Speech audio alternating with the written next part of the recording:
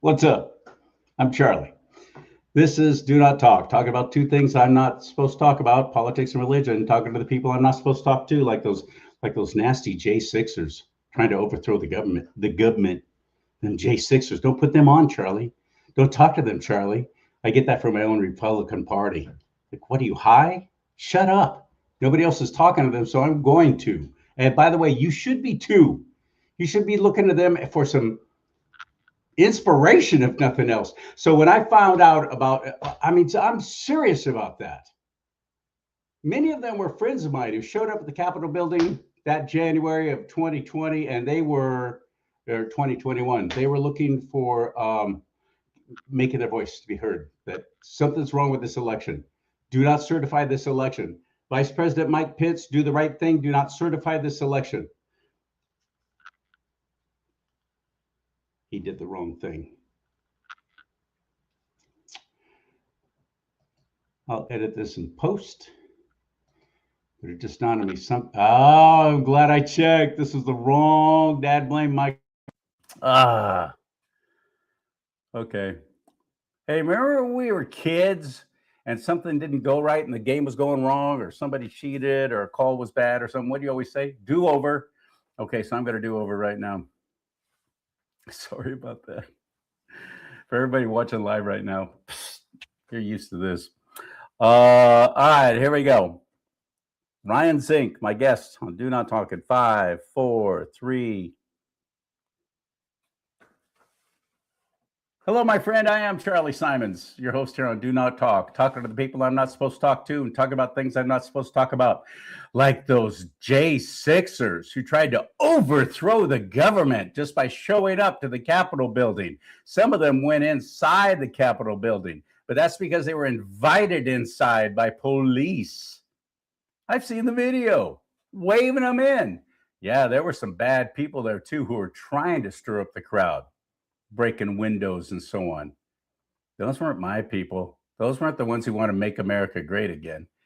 They were instigators. Many of them were. And now we know that to be true. We know that there were FBI agents there trying to get the crowd worked up. Of course, that was the Biden FBI. Really the Obama FBI, because that was still under President Trump, wasn't it? Either way, it was bad FBI. Now I believe we have good FBI. Not completely, though. Still some work to be done. If you're wondering, where are you, Charlie? It looks all weird. You're ethereal. You're just like a floating head in a sea of blackness. Well, yeah, I'm not here. I'm on the road. I'm actually doing a missions trip. First time ever learning about gleanings for the hungry. GLEANINGS. Gleanings for the hungry. And it's part of the food distribution program through Youth with a Mission. And I thank God for them. This is my first time actually doing some work with them, and I'm in a little old town called Dinuba, right in the middle of California. It's been an extremely rewarding experience, and I'm so glad I found out about them. I just feel so grateful. Thank you, Lord, for letting me know about what these people are doing, the food that they're distributing all over the world through you. They're being the hands and feet of your Son, Christ Jesus. Thank you for them. Please bless them, help them, reward them, encourage them, strengthen them, keep evil away from them. In your name, Lord Jesus, Lord Christ Jesus, amen and amen.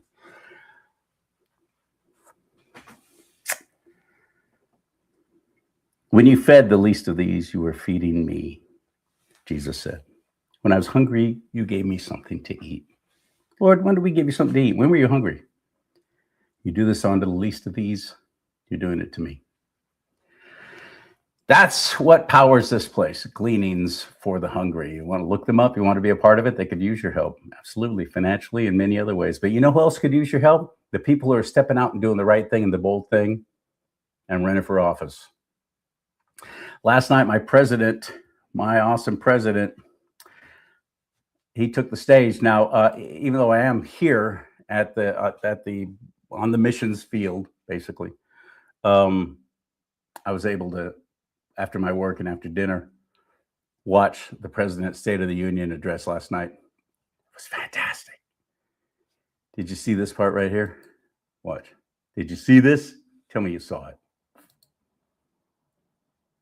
me make it. If you agree with this statement, then stand up and show your support. Do over. If you agree with this statement, then stand up and show your support. The first duty of the American government is to protect American citizens, not illegal aliens.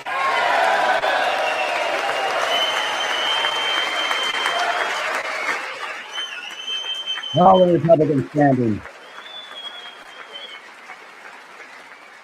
Let's see the other side of the house where the Democrats are sitting. And I do mean sitting. No, more than that. I want to see their side exclusively. Come on, Breitbart. Let's see the other side of the aisle. It's been up for over a minute, by the way. Standing and clapping. Except for the other side of the room, they sat. Come on. There. Where do we go? Yeah, there they are. See them? All sitting down. Okay, let's go through this a little bit. We'll just keep going and going. Look at them. Swine. Look how many are missing. Just swine.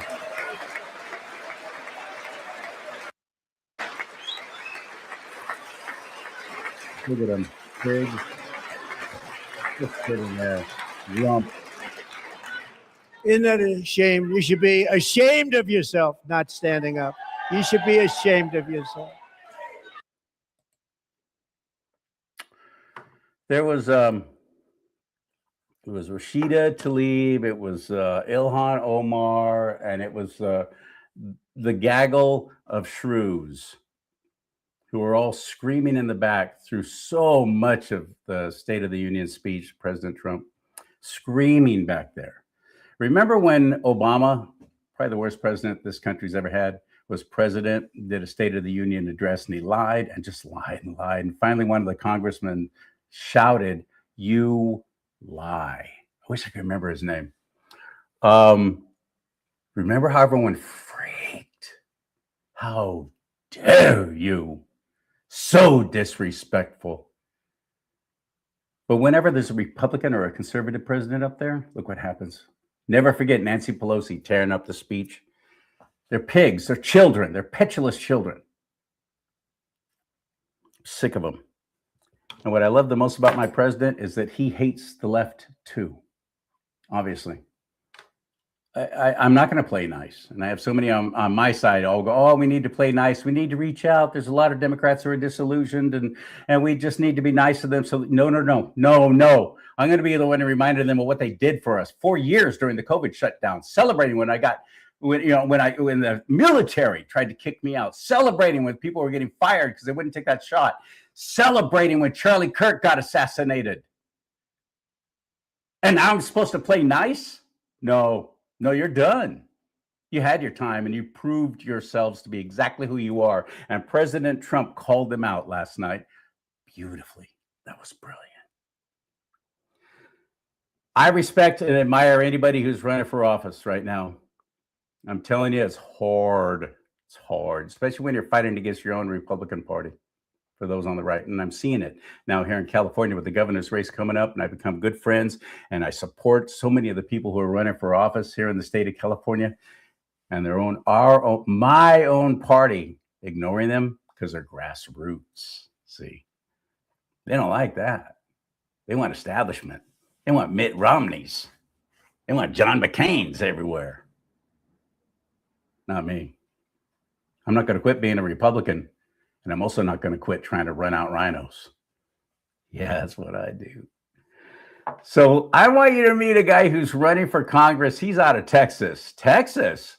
You think, oh, it's all red and everything's good and you don't have to worry about anything. And they're safe districts, safe state. They're always going to be red. No, there's stinking infiltration there like you wouldn't believe. I'm sure he'll tell us about it. Oh, by the way, he was just featured on Tucker Carlson's show. Say what you will about Tucker Carlson when it comes to the whole Israel thing and all that. I don't know what's going on there. I do know I still like Tucker Carlson, though. I love what he used to do when he was on Fox News. I love his style of reporting. Much more natural. He's funny. He's funny as heck. Well, this guy was just featured on Tucker's show, and his name is Ryan ZINK, and he's on Do Not Talk. You ready? Hit it.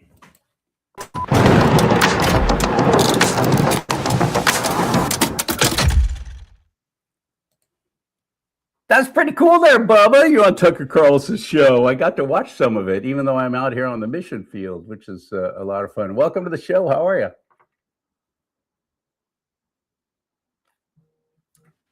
Are you? I'm doing great. Thanks for having me on. I appreciate it. Thanks for being had. That's my favorite joke. I'm sorry it looks like I'm floating around in a sea of darkness, but if I showed you I'm in a motel room, but it's not really a motel room. It's like barracks where we're staying in this mission field here. I'm with a group that came down from my church, and I worked really hard today. I did something I've never done before. Plumbing. No, keep me away from that. Water still working. No pipes are leaking. Believe me, you and I are both very surprised. But you come from a very interesting. You're a dichotomy. This is what I know about you from your dad, Jeff Zink, who also ran for office, and he's got his own stories. I've had him on my show many times, and I love what he's doing now with working in the health field. You are well educated, but you're also a blue collar guy. I mean, you're working in the oil fields right now, aren't you? Yes, sir. What do you do? So I am a field safety coordinator. I run an audit about 55 gas plants, 4 water treatment plants, and several dozen employees. Sweet, congratulations! Any one of those big oil companies that left California and went to Texas? No, we're pretty centralized too. About as far as Jaldo, New Mexico, Artesia, Pecos, Texas, all the way over Midland, Odessa. So we don't have a problem with having to run from California.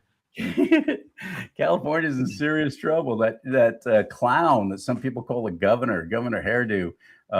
3 major refineries now are shut down. That's over 20% of the fuel production for the state of California and several other surrounding states. Our gas is now suddenly rocketing up, and it's just starting. It's supply and demand, man. Chevron left, gone. Phillips 66 shut down their refinery in SoCal. Valero shut down their refinery up in Northern California in the San Francisco Bay Area. And there's one other, I'm forgetting. Is it Exxon? Did they leave too? I think Exxon did leave. Anyway, we're in trouble, buddy. We're in serious trouble. Everybody's moving to Texas, trying to get out of California. How do you feel about that? I think it's fine if they want to come here. I mean, longstanding policies by Gavin Newsom I'm sorry, Captain Beta Male, have just been, part of the process of why California has not been successful, and it's at the hands of the American people.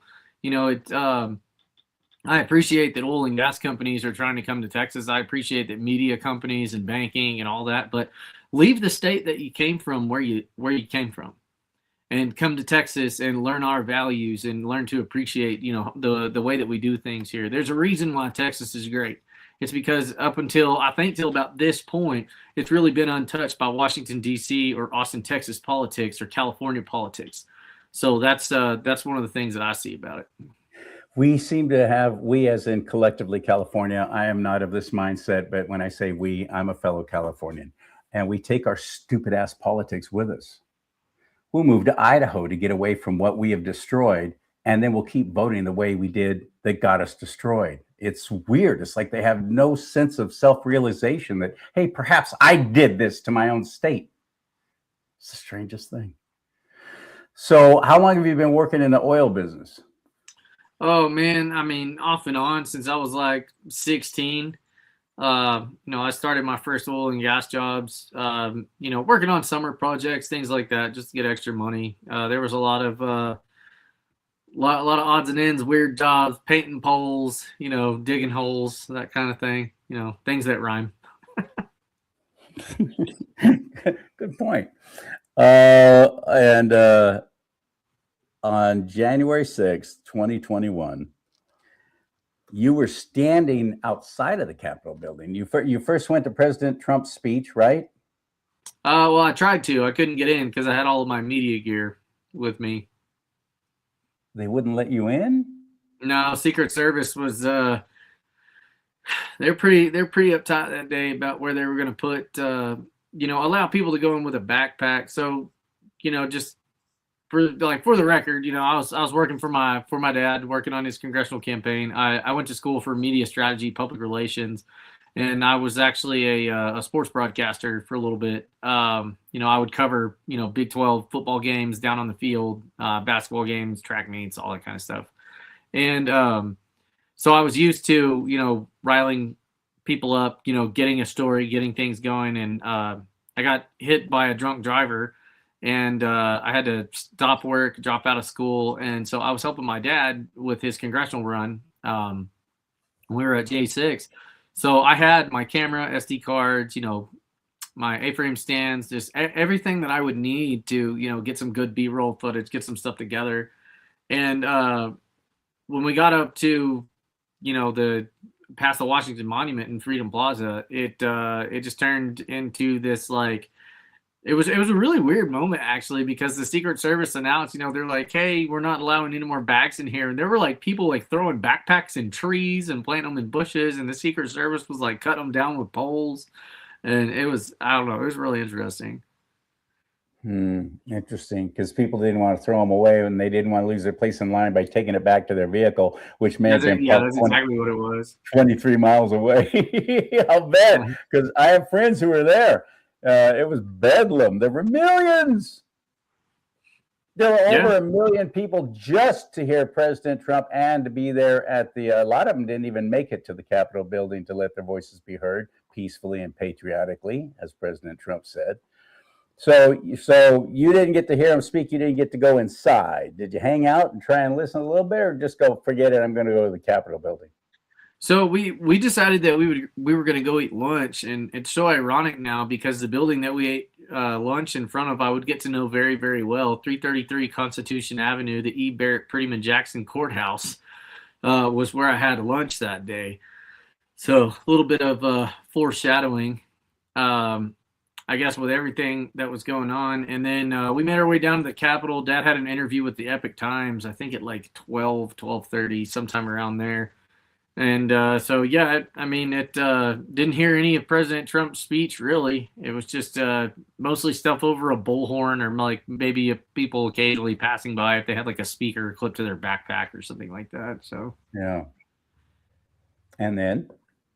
So then after that, that was on the west side of the building. So the west side of the building is the only part of the building that had any type of signage up about no entry, and it was only in the scaffolding area. So the liberal media and the prosecutors and all the judges like to lie about this fact, and it's not even the correct signage. Actually, I have an official photo of what it's supposed to look like, according to the Capitol Police as well as the DC.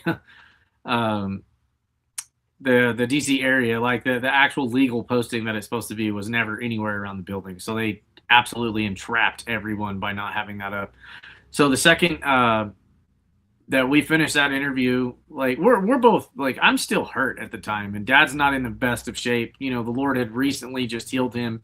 From the being hit by the drunk driver. Were you in a vehicle, or was it you were on? Yeah, I was in a little van type deal. I was working, at a little part-time gig that I had. I was delivering packages, sometimes for the the USPS, and sometimes I was just delivering to a business or something. You hurt pretty badly? How? My shoulder was kind of stuck up like this for a while for everything. I had to go through physical therapy for a year and a half, 2 years, and then I'm still doing some. About that. Yeah, I'm still doing some treatment for it now, actually. I mean, we're talking 6.5 years later. So lunch is over. You're just with your dad, and did you still have all your camera equipment with you and everything? Which you got to be worrying about that now. Oh yeah, I mean, I never lost the camera gear the whole time. That's why I was there, was to get pictures of all the cool stuff that was going on. And so we make our way around to the east side. We meet up with a bunch of people. from Samoans for Trump, the anti-CCP for Trump, just all these people that have, that have seen the dark side. There were North Koreans for Trump that had escaped. They were talking about the dangers of socialism, talking about the dangers of communism. Just basically they were talking to anybody who would listen about what they had been through, kind of like I'm doing now. And it really comes down to this is the calm before the storm right here, because this was a really awesome moment, just to meet some people that had literally been nearly beaten to death. If I had only known that was foreshadowing for what would happen to me later.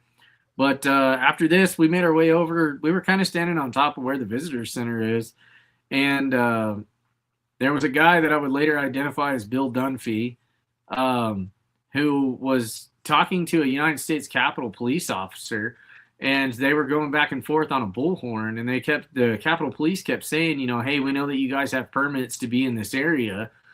We're working with our supervisors and doing everything we can to get you guys, in here and upstairs. And we were like, what? They're like, upstairs? What are they talking about? So, that goes on, and then shortly after this is when J6 really began. And most people think that it was already happening and there's all this stuff. It's not. It's immediately after Ted Cruz objects. It's like Ted Cruz. It says I think the verbiage is there any senator present on the floor that objects to the certification of the 2020 election? And Ted Cruz stands up and he says, I do. The senator from Texas is recognized. 5, 4, 3, 2, 1, bang. J6 starts.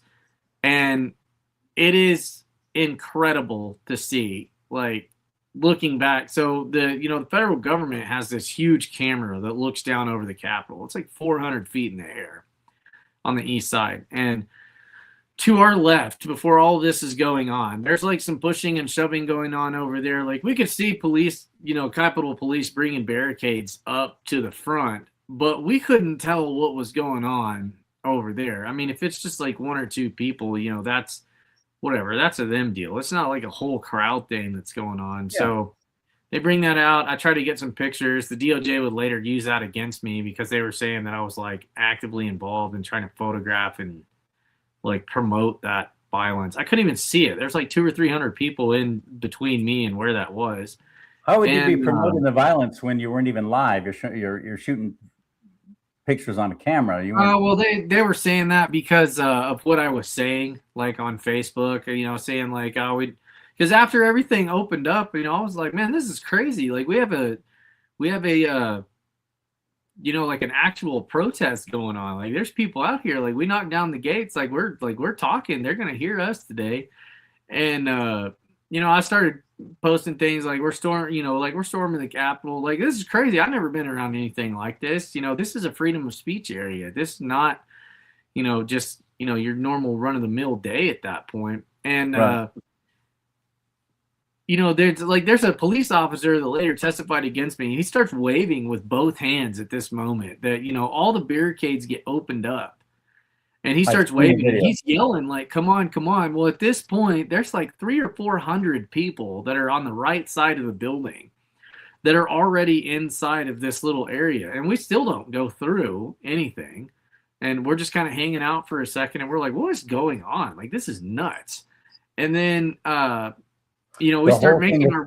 If I could interrupt, because I've talked to many J6'ers. One comes to mind, Eric Christie. His whole, personal war against the government was he was standing on an area that was don't stand on the grass, don't walk on this grass, and he had said there was a barrier up that said stay off this grass. They took the sign down. They removed it. So everybody there thought, well, I guess we can walk up there now, and they walked up. Well, there wasn't any signage, outside of that. They had these, they always call this the impenetrable wall around the Capitol. It was bicycle racks. There's bicycle racks, and then you see cops that are stacking them up, moving them out of the way, telling people to come through into the area. Yes, and so that's what we did. We walked up into that area. That directive, And I believe, came directly from Nancy Pelosi, who then was Speaker of the House. I really think that was when she made the call. Yeah, let them come in, encourage them to come in, get them to come on in, well, because I we're going think to it, turn I this. think it runs deeper than that from the new You think evidence so? that just came out this last week. So, the Boston field office ran a tabletop operation back in September of 2000, or was it May? It was somewhere between May and September that they set up a scenario just like what was going on at the Capitol about how they can entrap people and then utilize small crimes to uh, like get huge convictions and sentences. And that was handed to Kash Patel last week. So I've added that into my lawsuit against the DOJ. This whole thing was set up from the start. Like we never, ever, ever had a chance to go into this. And that's why I wrote the name of my book. It's called Guilty Until Proven Democrat, because you just like you never had a chance. I mean, the judges were Democrats, the juries were Democrats, the prosecutors were volunteer DC, it's worse Democrats. than DC. The whole gulag there. It's insane. There shouldn't even be a city jail in a city that's not really a city. Oh, it gets. Yeah, I'll get to that after we get to the porch and everything for that day. okay. So, like, I've got stuff for that. Good. Because that jail was I love the closed. title, and by they the way. That reopened title's it. brilliant. Guilty Yeah, until proven Democrat. that's exactly what it was, and that's still the way that it is. You know, it's like Democrats get away with everything. You're right. But so we make our way up to the east side porch, and this is the porch that's in front of the Columbus doors. And the Columbus doors are 20,000 pounds. They can only be opened from inside of the Capitol. There's no way to penetrate these doors with these huge magnetic locks and everything that are on them. Somebody from inside has to communicate with somebody at the door, and they have to open them in unison. So we're standing outside of at the base of the steps. Okay, so there's like in hindsight, there's pushing and shoving at the front. I'm 5'8". I can't see over all of these people that are, in front of me. And so there's like a very small, like pushing and shoving episode of this. I mean, like locker room fights are worse than what happened in this situation.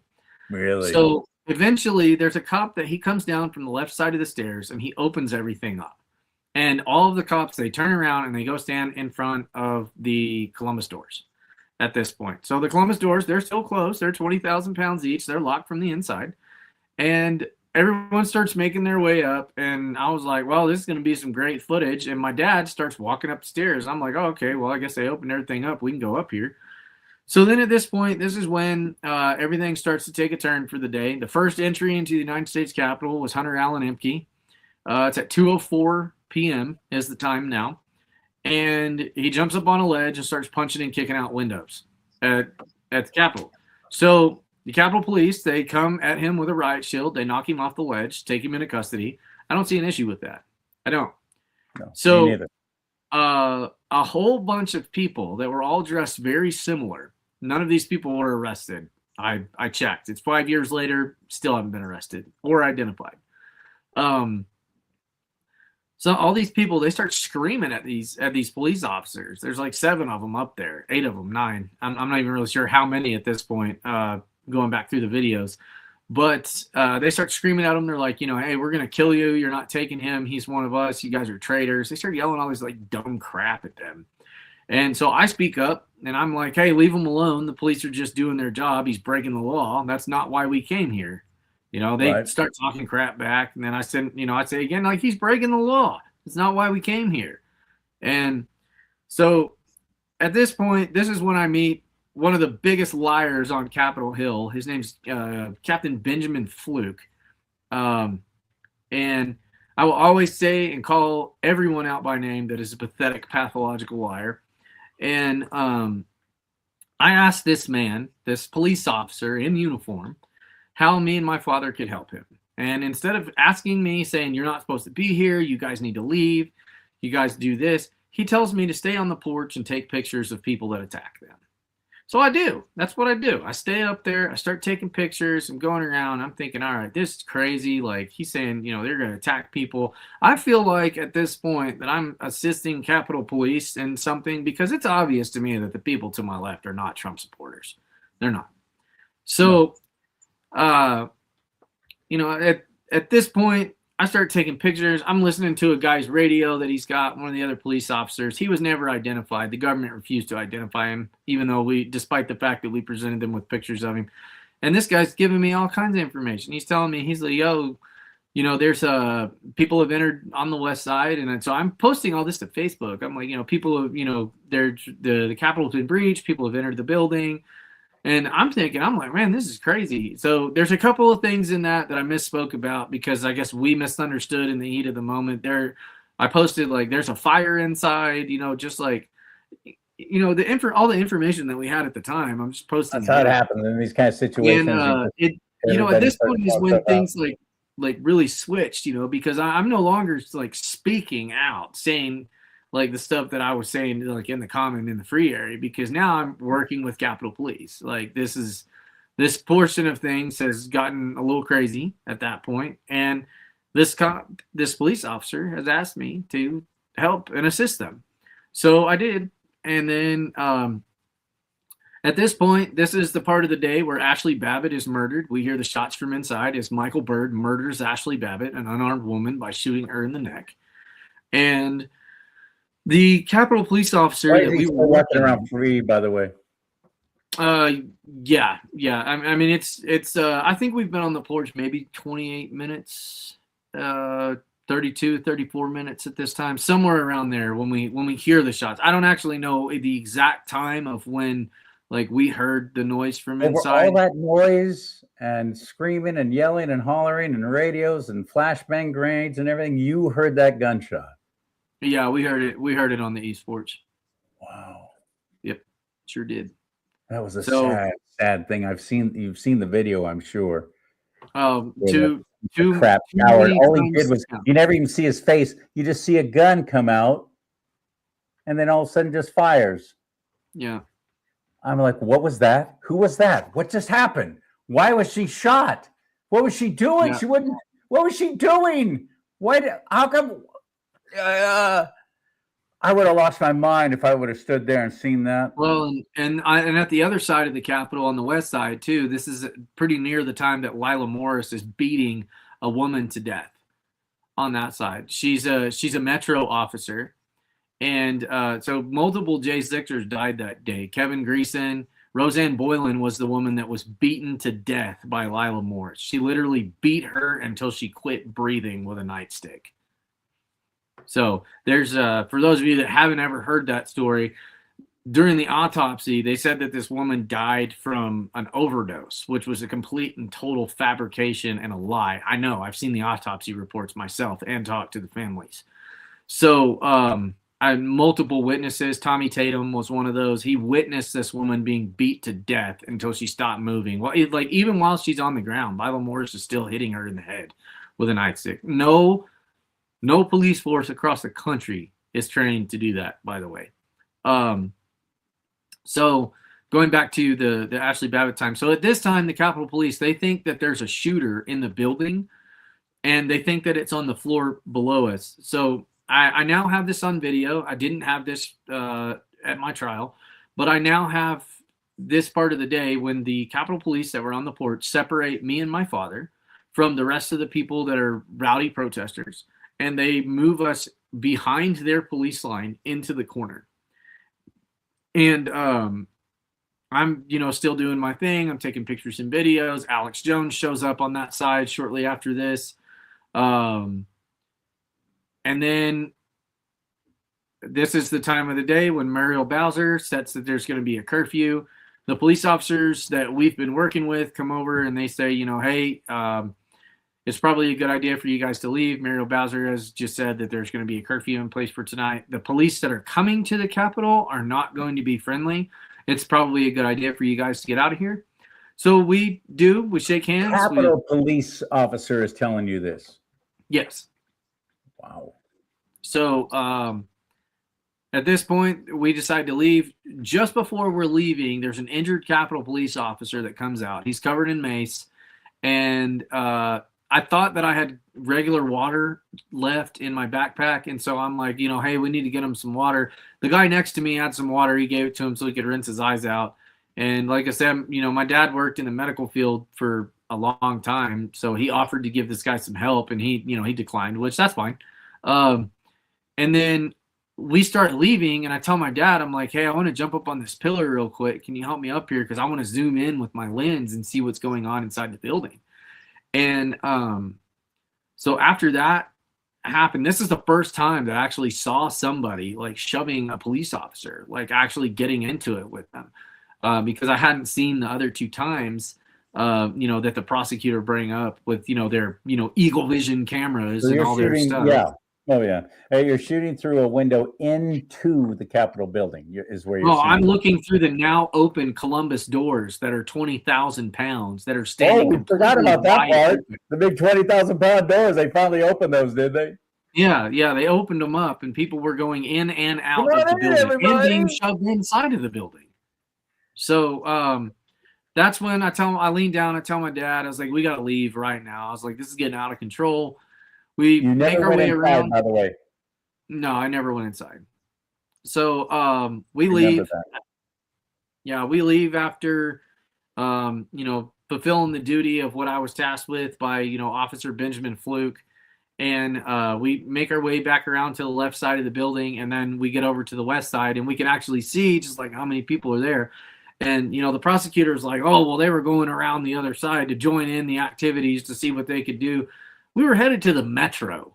Like, the time that it took us to walk through from the left side of the Capitol building all the way across the west side, it was probably like 8 minutes.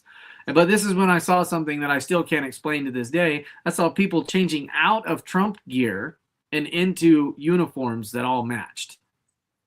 So, yeah. So explain that one to me. What kind of uniform? Like a kind of like a low res digicam deal, pretty similar to what the Ukrainian army wears. Yeah, explain that one. So usually I kind of forget to explain that part in a couple of the other interviews. So we would get on the metro, we would leave, we would come back the next day. I'd take some pictures of the damage. I was walking around thanking Capitol police officers. Sorry to interrupt you, but you didn't by chance take any photos of them changing into those uniforms, did you? I did, but the prosecution deleted them out of my camera. Yeah. So yeah, we now have my camera back. Well, that'll be relevant later too. So it's just we leave, we get on the metro. Like I said, we're walking around thanking Capitol police officers the next day. We're thanking the military members that are outside of the of the Capitol. I go and my great grandmother lived in D.C. right by the Capitol for several years. And so I went and took a picture of that house for my grandmother, who was passing away at the time. She wanted to see those photos, and I did get them to her before she passed away. And then, I go home. I go back to Phoenix with my dad. I go home. I'm hanging out. I keep talking to my dad. I'm sending footage out to media agencies, like, hey, here's some stuff from the Capitol. Like, I was really close. It was crazy. There's a lot of stuff that was going on. And then no call. I was thinking maybe the Secret Service, the FBI, Capitol Police, Metro Police, some kind of investigator was going to be calling to get the footage of what this police officer had asked me to stay on the porch and do. That never happened. So February 4th, at about 4 o'clock in the morning, the FBI drove through the front of my house with a 12-foot battering ram. They flashbanged my dogs to the point where both of them have PTSD. They broke every door in my house, stole several $100s out of my wallet, all of my gold and silver coins, some Roman coins that I'll probably never recover that were a gift when I was like 12 from a shipwreck. That only that particular batch of those coins was released to the public, and they were gifted to me by a family member. Those are gone. I found one. I had one hidden in a different place that they didn't find, and that's the only thing I still have. But there's like 40 of them missing. And then, they came in, they ransacked my house. I was forced to, stand outside of my house. It's like 14 degrees outside, and I'm out there in a t-shirt and some jogger pants and no shoes. They finally brought me a pair of slippers. They were actually a Halloween costume shoes that had like no laces, about this thick, on the Souls, and I'm standing outside in that. And then I would meet the world's most notorious liar, who's still employed by the Department of Justice. By the way, he's still actively working for the FBI. His name is Michael D. Brown. And this man would explain, would try to get everything out of me that he could possibly get. I refused to cooperate with him. I was like, I'll do whatever, but I'm not doing it with y'all because you're not my friends. I don't trust you. Just take me to jail. So at this point, see, this is when like the threats already were coming in. And I would like to remind everybody that the Trump administration arrested 67 January 6 defendants prior to Joe Biden, who in 6 months arrested over 600. So I'm taken into custody by the FBI, and then I'm transferred over to LPD, the Lubbock Police Department. And the police officer who takes me into custody pulls over once he gets past the blockade. So remember, like 60 federal agents completely surrounding my house, shut down for blocks. They shut down the entire neighborhood and wouldn't let anybody in or out. And they had a helicopter. And he pulls over once we get past this, shuts off his body camera, shuts off the car's camera, and turns around and says to me, "We wanted to do this a different way. We know that you have multiple friends on the force here, and you've supported us for a long time."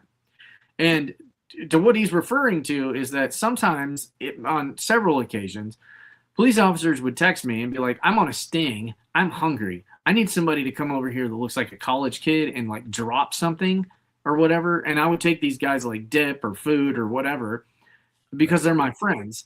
And they threatened them and told them, if you say anything to him, if you tip him off in any way, shape, or form or measure, we're going to strip your badge and you're going to wind up in jail with him. Okay. So this is when the journey began. The diesel therapy, that's a term that I've coined out. It's basically where they just move you all over the country so nobody knows where you are. The punishment is the they've done that to all of them, and it was also just to make it to where they couldn't even get friends and family to come visit them. It was horrific what they did. We couldn't even, like, I only had phone calls in like 3 of the facilities that I was at. Was I ever able to, like do something? Yeah, and when I interviewed Eric Christie, he was still in jail, not prison. They were not put in prisons. They were held in this gulag in D.C. And he got 15 minutes. And the recorded voice would come on and say, "You were about to speak with somebody from whatever correctional facility. Do you accept the call?" Yes. And then you got 15 minutes and they just cut you off. That's it. Boom, gone.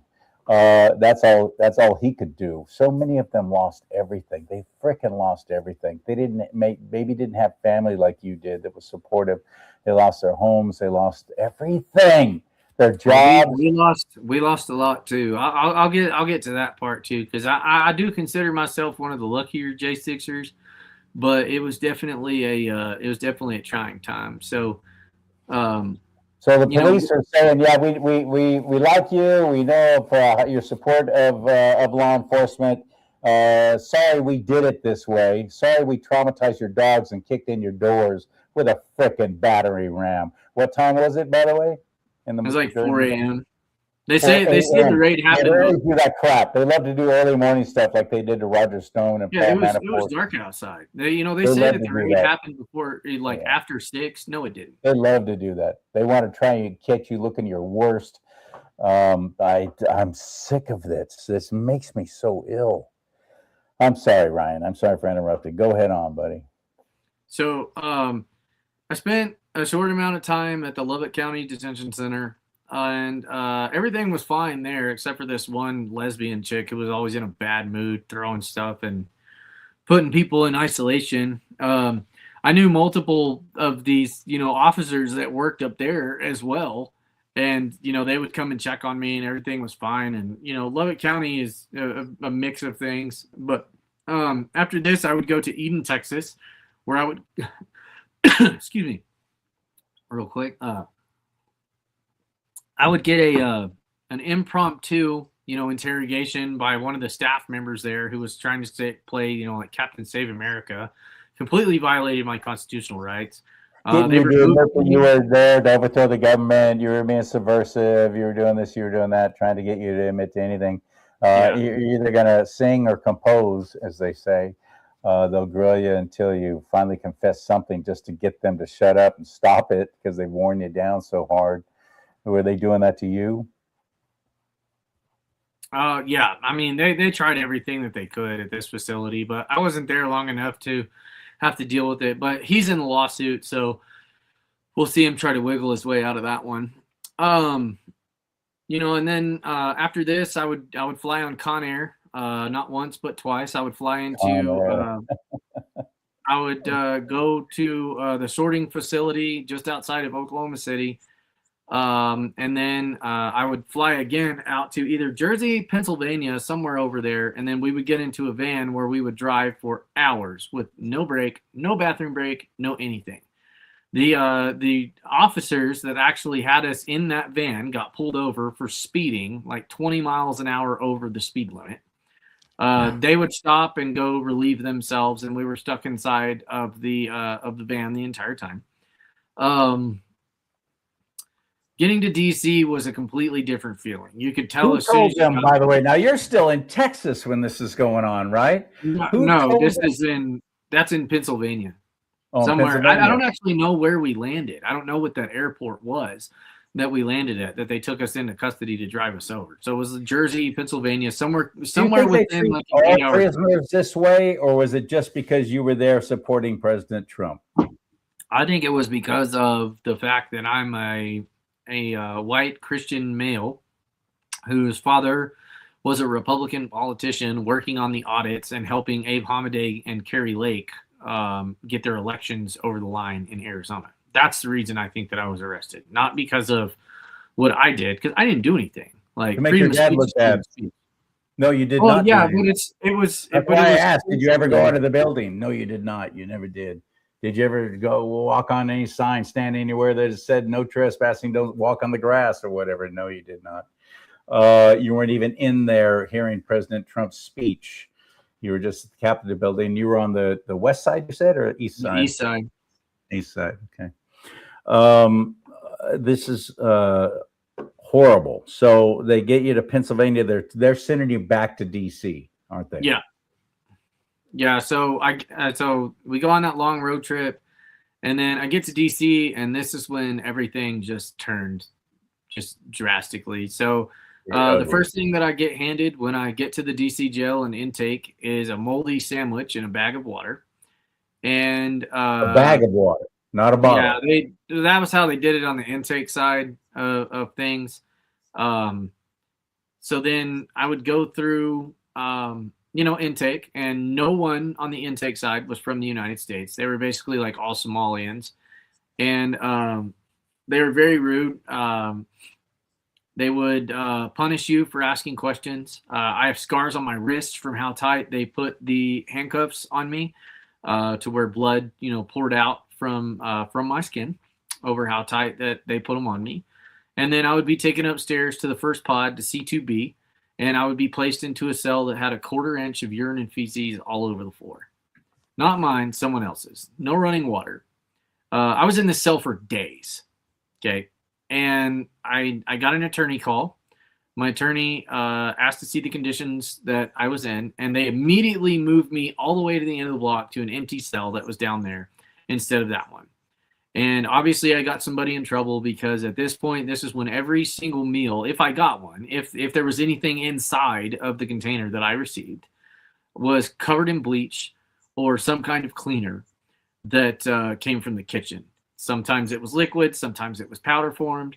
They were doing everything that they could possibly do to, I believe, to murder me. I think that's what they were trying to do. I think they were trying to kill me in custody to silence me, because I was, my father was very outspoken. He was already doing news interviews at the time, talking about the injustice of this. And so at this point, this is one of them was with me, by the way. We did a whole show about you. So yeah, I thank you for that, by the way, because I think it did help. It helped. And so we always have to keep talking. So at this time, it's been days since I've showered. It's been like days, and I was finally let out for a shower, and I see somebody going in my cell, and I'm thinking, well, what are they going in there for? Like, there's nothing in there. And that person that went inside of that cell, that officer, placed raw chicken inside of my water line. Several pieces. So I didn't figure this out until, like several days before I was released. And so I had nothing to do in the cell. I asked for a Bible every single day that I was at this facility. And the only thing that I could get was a book. It was a book about a slave owner who falls in love with a slave, gets her pregnant, and runs away to the north, cheating on his wife and breaking up his marriage. And that was an 8th grade reading book for Washington, D.C. Perfect reading for 8th graders, by the way. So I remember getting to this point in my journey. The only reason that I knew that raw chicken was in my water line was because I was drinking out of the bag that my soap came in. That was what I had to drink out of. And I was very sick. I was vomiting all over the place, nosebleeds, just runny nose, diarrhea. Salmonella will kill you. Yeah, and my stomach hurt so bad. And I kept asking to go to the doctor. I kept asking to go to the infirmary. Every request that I made at this facility was completely denied.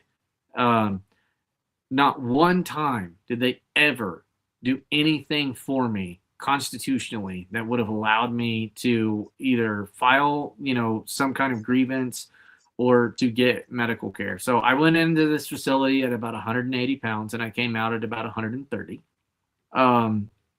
through this entire process.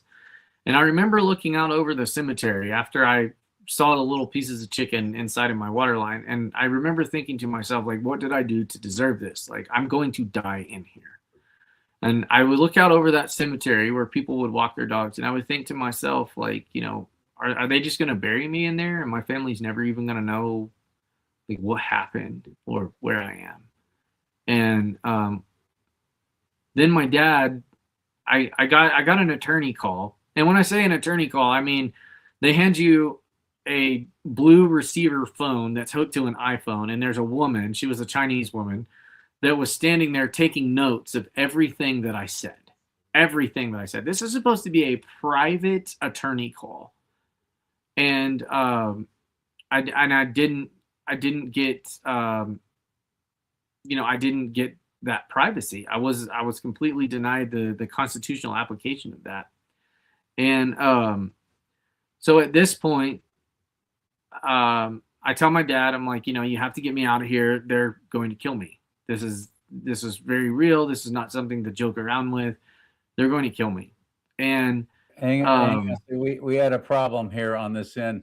Like I said at the beginning of the show, I'm not home. I'm on location. It kept rolling. Yeah, I know. I noticed. Yeah, I just kept talking until you came back. No, I understand. But I want you to go back because I don't want to miss it, and I'll edit this before I post it on Rumble. But you were talking about the Chinese woman. How do you know she was Chinese? You could tell by looking at her. Okay. So, well, there's a lot of Asians who, you can't really tell. Did she say? Sometimes. I mean, what's the relevance of that? Was she there? Was she here from China? Well, it was the accent. It was the appearance. That kind of thing. Okay. So, well, what was she doing?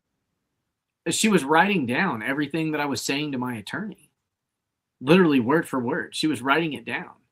And so I was against the law. Unless your attorney invited this person in, how can they do that? Well, because DC doesn't care about the law. They haven't for a long time. Which is why I made that statement and really pointed that out. There should not even be such a thing as a city jail in a place that's not really even a city. It's a District of Columbia. Why is there a police force there? This gulag. Why are there so many judges there that are appointed? Like, well, I mean, I'll digress from that, but yeah. So she's taking notes while you're having a private meeting with your attorney, which is completely unconstitutional. Yeah, and illegal, and actually multiple felonies on her part. So I would really love if the Department of Justice, hey, Michael D. Brown, why don't you look that person up and let's see if we can get them convicted. What do you say there, bud? Say there, Bubba. So, that is one of the things. Like, I would later find the chicken in there. I'm looking out. How did you find the chicken, by the way? A piece of it fell out into that little bag, and I was like running it through my fingers, and I was like, this looks like meat, but I hadn't been eating meat because everything that was meat would just soak up the bleach. And so then later I would be getting another drink, and another piece, a little bit bigger piece would fall out. And then I used my government issued toothbrush that was like this big, and I stuck it up inside of there, and 3 of those pieces came out, and it was raw chicken. So, And yeah. you actually caught the dude going into your cell. You were coming back. They didn't expect you to come back so early from whatever it was they were taking you to. I don't know. Well, I saw They him obviously got you out of there for that reason, didn't they? I believe so. Yes, I think it was done with intention to actually kill me. I agree. Salmonella can be extremely deadly. Yeah. So, and like at that point, so a couple days later, I would go down like and have like a private, like I would finally get arraigned. So this whole time I've been in custody for weeks and weeks and weeks. We're talking like a month and a half nearly of being in custody, and I still haven't been arraigned and don't know what charges I'm facing. So none of you did, because they didn't bring any charges against you. Well, and I think that they were lawfare was. If I could, tell me if I'm right on this. This was my understanding. That according to other J6'ers I've talked to, they would take you into hearings, but then no charges would actually be brought, and they would take you into a back room, and they would really start trying to get you to, oh yeah, I did this because President Trump told me to. Oh yeah, I was trying to. Well, that's exactly the what government. the plea deal said. Yeah, they knew I wasn't talking. Like I wasn't talking. Period. So, and then yeah, so like I would get out like shortly after this, and then 4 years would go by. 4 years. And it's just insane to me. The government swore up until the day of trial that I had beaten police officers, gone into the building, that I had come there with a group, that I was one of the main leaders in all of the activities that were going on, that I was supportive of the violent crowds. They made up all this stuff. And I was tried by James Emanuel Boasberg. He's a Skull and Bones member, a satanic organization in Washington, D.C. He is a Democrat that has donated hundreds of thousands of dollars to Democrat causes across the country. All of my jurors were Democrats. My prosecutors were Democrats. They coerced the Capitol Police to lie. I now have them on perjury, and I'm suing over that as well. They have no excuse for the video. I got it. You're screwed. I hope that you're sitting there wondering and waiting what this video looks like, because I can prove in its entirety that it's real, because it was a government exhibit in somebody's case. So good luck.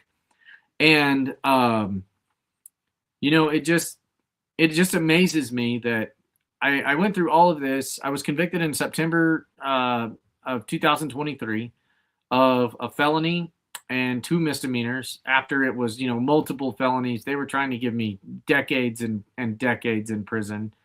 And, it just really became a point of no return, because there's nothing that you can do except keep your word, believe in Jesus, and focus on that. And so I get to this point, and I have to go back to a point in the cell, because I knew that God was with me in the fire. And I talk about this every single time, is that on the day that I was looking out over the cemetery, and I was thinking and wondering to myself if I was going to die, I prayed to God, and I said, God, why am I here? What did I do to deserve this? And I felt this overwhelming peace come over me, and it filled the whole cell. It was all around me. And I love that. I talk about that a lot. Never forget, when you're at your darkest and you think there is no hope, remember the Lord promises a peace beyond all understanding. Yeah. Just ask for it. And so, and I very clearly heard a voice, God told me, he said, for I know the plans that I have for you. Stay where I put you. And he was with me in the fire. It was like, even at trial, I didn't even really care anymore, because it was just like, I knew what their plan was. I knew what they were going to do. They were going to lie and steal. They'd already stolen an election. And, it just comes down to the fact that that's the reason that I'm running. Outside of the fact that during all of this process, me and my wife had 2 miscarriages, the blood of my children cries out for justice. And that's why I'm running. And this is why I find it so important that, you know, people step up in their faith and they move forward into a district like mine. So I represent a farm district. Obviously, I'm, you know, ag and ranch all day long. I have a huge love for farmers. I think that far too often our district gets overlooked when we are the food, fiber, and fuel of America. District 19 is over 30,000 square miles, and the Farm Bill doesn't cut it. There's lots of issues in our area that are very dangerous, that they're national security issues. You know, like our district, Dice Air Force Base, protects the nukes at Pantex. Our district is a king of cotton. Anything that you're wearing that has cotton in it, there's a pretty good chance that some of it came from my district. You know, we have thousands and thousands of small family farms, and yet the federal government continues to bail out major ag corporations. Even now, I'm running against a lobbyist. Somebody who worked for major ag is now trying to run to represent the people of this district. Really? Yeah. I mean, he's got like $1 million in his coffers, you know, and people are endorsing him left and right. And it just doesn't make any sense to me anymore. And this is why I say this with bold faith, that the church needs to come out and vote. Only 12% of the body of Christ comes out to vote. 12%. That's terrible. You know why our world is in the condition that it's in? Because 12% of the church is voting. That's why. If 100% of us got out to the polls, here in my district, the early voting ends on Friday, and the election is March 3rd. And if every single person from every church in 33 counties in my district got out and voted their faith, researched their candidates, got behind, and they have to really research the candidates, because there's a lobbyist in this race, there is a liar in this race, there is a socialist in this race, and then there are some guys that I feel like ran for the right reasons, and I don't like to dog them, but some of them don't have any plans whatsoever. They just mimic great talking points from other candidates who are in it. Yeah. One of them's too old to be in there. A dying country has dying leaders. 80 years old is far too old to be in Congress. And and then I've got a guy that I really like. I think that he would represent the district well. His name's Jason Corley. And I would be perfectly fine if I lost to him. But I'm still trying to win this, because I believe that there are good men that are trying to, right the wrongs inside of the system. But oftentimes it's tough for Christian men to say and stand on principle and stand on faith, because if you won't kneel for the cross and submit daily, you'll stand up for anything. And that's where we're at in this society. And that's why, I tell people that my platform is literally, there are 3 books that govern this land: the Bible, the Constitution, and the Bill of Rights. And those 3 play off of each other. And Christian men, the Constitution and the Bill of Rights were written for men who believe in Jesus. You had to be a believer to be a leader in the original 13 colonies. Mm-hmm. And the thing is that whenever everybody says, the government is completely separate from that. No, it's not. Because when you take your oath, the last thing that you say is, "So help me God." And if you don't believe in God, that oath doesn't mean anything. But for someone like me, who understands that a fear in God is the beginning of wisdom, that is where we gain and garnish true wisdom to run and lead our country. And I think that that's something that people have forgotten. And that's, another thing. Like, Texas is very scary right now. We have an Islamic invasion. And people always say, well, you say you're a Christian and that this is the United States, you have to stand up for other people's religion. No, I don't. I don't have to stand up for them. I don't have to stand up for a religion that enslaves women and children and advocates for rape and advocates for cutting off the hands and feet of Christians and advocates for lying, torturing, slandering, belittling, beating, murdering people in the name of a false God. I don't have to stand up for that. I have to stand up for the people of my district to make sure that they are represented by somebody who will fight for them, unlike the representation that I had, because Jody Arrington did not stand up for my constitutional rights. No one did. In fact, there were only 2 men in the entire country that stood up to fight for me: Dustin Burrows and George Santos, former Congressman George Santos, who would later get the same prison experience that I got, for some alleged campaign violations. I love George. He's a nice guy. Anybody that's ever met George, he's a great guy. He's a wonderful man. And there's still things about his life that I don't agree with.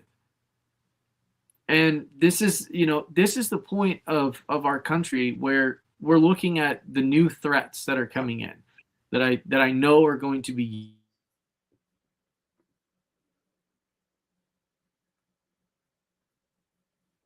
You froze up. Can you hear me now? Yeah, boy, I'll tell you, it's been weird, all the stuff that's been happening while you've been talking about these things. I hope it's coincidence. It's probably not. The thing is that, in Jesus' name, we declared no more distractions. The word of God must be out. Amen. So we'll start there and see where it goes. And the American people are being lied to about a majority of issues, and division across this nation is at an all-time high. So we have to do two things to combat that. We have to find common ground, right? Well, the only common ground that I can remember is that everyone here is a sinner. So I don't like to attack people, because some people are lost, some people are ignorant, some people are stubborn, and then some people just will always say no to the Lord. But common ground is what's going to win this country back. And so with that common ground, it's a common threat. The Patriot Act needs to be repealed.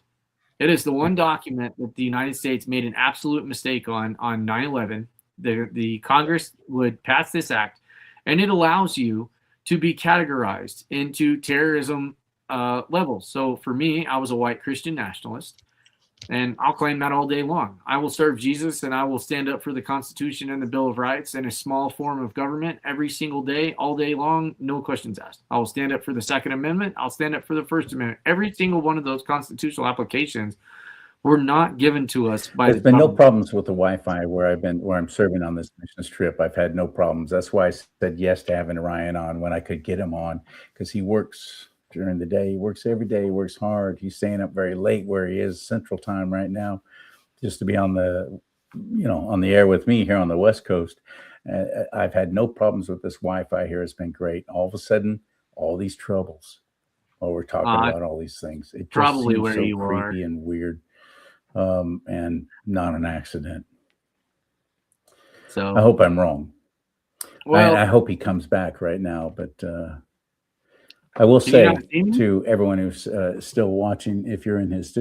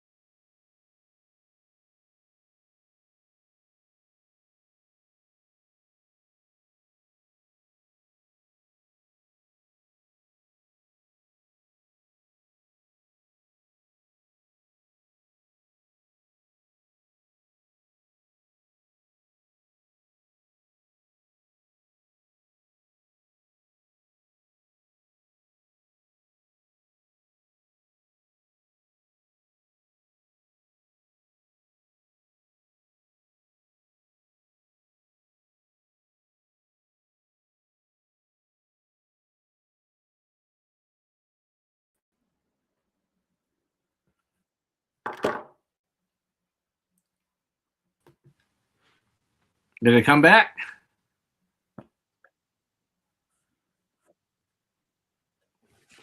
buddy, this is freaky. While I got you, I will say, if you're in his district in Texas with the stats he just threw out, let me throw out some statistics from California, which just makes me sick. A third of the population of California claims to be Christian. Certainly doesn't mean they all are, but they claim to be. A lot of them are this because they belong to a club. But they only, out of all those that claim to be Christian, only 40% of them are even registered to vote. And when it comes to primary and midterm elections, it's in the teens. It's a dismal turnout on the right. That has to end immediately. So you out there in Texas, you're watching this, you got a man here that's one of you.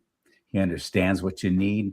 He has stepped up after going through all this torture and torment from our own U.S. government under the reign of terror of Joe Biden. And now he's running for Congress. I don't know of any other J6'ers who are running for office. I think that's amazing that you're doing this, because so many of them are really bitter. They're just bitter, and you can't blame them. but they're that you are running for office, and all of you in Texas, if you're not showing up to vote in your midterm elections like this, congratulations. You're no better than the Californians who have watched their state devolve into a complete lunatic asylum. It is crazy, and it's because we're not stepping up, we're not getting involved, we're not voting, we're not even frickin' registered to vote. Buddy, I don't know how we come back from all that. And we're like, oh, Trump is going to fix everything. Stop it. We got to act locally to impact nationally. We got to get involved in our local races and what's going on. I want you to win so badly now, buddy. I am in your camp. I am absolutely on board. How do we reach you? How do we find you? And how do we get your book? So the book's not finished yet. I got kind of hung up on the part about the miscarriages. I won't lie. I had to remove it and leave it in the shop for a while. I'm sorry that happened. I'm so sorry. But if you're looking to find more about the first thing is I would appreciate if everybody would share this message and share the Tucker Carlson message so that it gets a wider reach, because it is helping with my fundraising. But if you like my policies, if you like, what you see, you can go to ryanzink.vote. That's my website, or you can go check out and see who I really am. And then you can follow me on Ryan Z for Congress on X. And I'm very active on X. I don't trust Facebook. None of you should either. I would highly, highly encourage you to get on X and go ask Grok about the bylaws and what Facebook is allowed to do with your information. It's very, very interesting. They deleted me off their platform entirely. This past summer, they deleted every single one of my pages, Instagram as well, which is owned by Facebook. I've been deleted from the platform entirely, so I'm no longer under their shadow. But I agree with you on X. Thank God for that. Thank God for Elon Musk. YouTube, I'm barely hanging on. I got 2 strikes against me. They keep threatening me. Maybe this show right here with you will be the final 3rd strike. I'm sure it will. Whatever. So I'm all about Rumble. I'm always saying go to Rumble, rumble.com/do-not-talk. Go to Rumble. Forget YouTube. They're doing everything they can to dismantle and destroy what our president is doing. Censorship. So Ryan Zink, spell it ZINK, right? Just like the mineral. Correct. Ryan Zink .vote. .vote. Get out and vote. Yeah, exactly. That's excellent. And good luck with that book. I would sure like to see it when it's done. I'm sorry. I'm so sorry about everything that happened to you. Just know that there were people out here who were praying for you, who were screaming about the injustice, who never shut up about it. I was one of them. Believe me, I've paid the price. I've had a lot of j6'ers on telling their story. There's a lot of similarities, but yours was next level. This whole putting raw chicken in your water supply and so on, that is insane. Yeah, it was difficult to go with. God was with me in the fire. And I promise you, if there's anybody out there that's, kind of on the fence about where your faith lies, just remember one thing, that it doesn't matter where you're at in your walk with Jesus. Jesus says, come as you are. He doesn't tell you, come to me whenever you fix your addiction with pornography. Yeah, he doesn't say, come to me. Your world straightened out. Yeah. Like he just says, come to me. You build that relationship, and I promise everything will start falling away. Every day that you deny yourself and pick up your cross. I'm not going to say it gets easier. It doesn't get easier. God's promised us that, we're going to face persecution and trials and tribulations, all in His name. But it's worth it. And well, I hope the people in your district do the right thing and elect you. I would love to see that happen. Somebody who actually went through all that trial and torment just because you showed up to peacefully and patriotically let your voice be a journalist. And to be a journalist on top of that, that's what you were doing. And then to be treated that way is absolutely unacceptable in our constitutional republic in the United States of America. By the way, get rid of DC. President Trump, please get rid of DC, period. Just make it a state, make it a city, do something. This whole District of Columbia thing is pathetic. I don't want those people having a vote. I don't want to see it into a city. I don't want Oh, I to see see that. what you said. Okay, good point. Yeah, All right, just my strip friend. away all the federal powers. Get rid of James Emanuel Boalsberg and his minion of madness in D.C. Strip the FBI down to where they're walking the streets only as patrolmen.